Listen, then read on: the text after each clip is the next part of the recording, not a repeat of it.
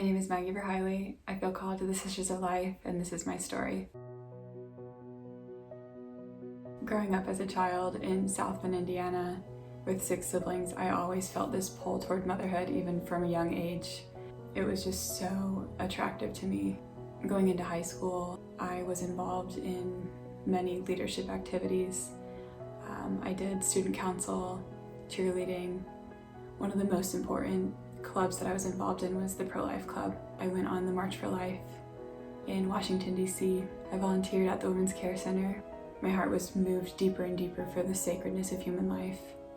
I went to Marian University and studied nursing there. Being bold in the activities that we did within the Pro-Life Club in college allowed me to realize this was a very important topic that I wanted to lay down my life for.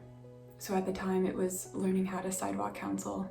In February 2019, my friend Ruth Ann invited me to go to New York with her, and before I knew it, we were buying our tickets to New York City to visit the Sisters of Life, which at the time, first of all, I had no idea who they were, and second, I was not discerning religious life at all.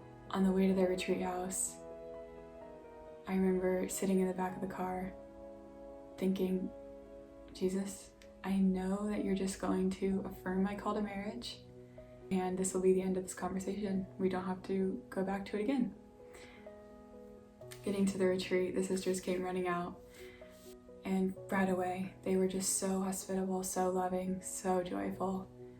As they're speaking of the charism, they talk about upholding the sacredness of human life, making sure that each person in front of you feels loved and valued for who they are, looking into their eyes, allowing them to see the gaze of Christ. I knew that this charism was already part of my heart, was already a way that I desired to live.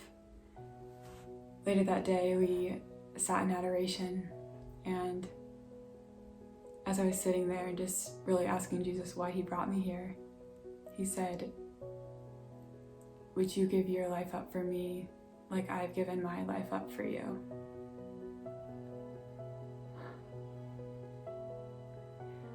I knew that this was the call. This is what everyone had been talking about. This is the call.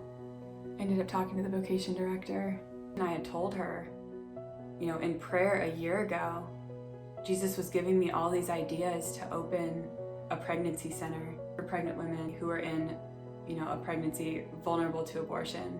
We would have a place for these women to stay. We would provide adoration, healing from abortion, just any kind of support she needed. And it was this whole elaborate plan of what it would be. And Mother stops me and she says, "Maggie, we have all of that here. I think Jesus knew what he was doing when he brought you here."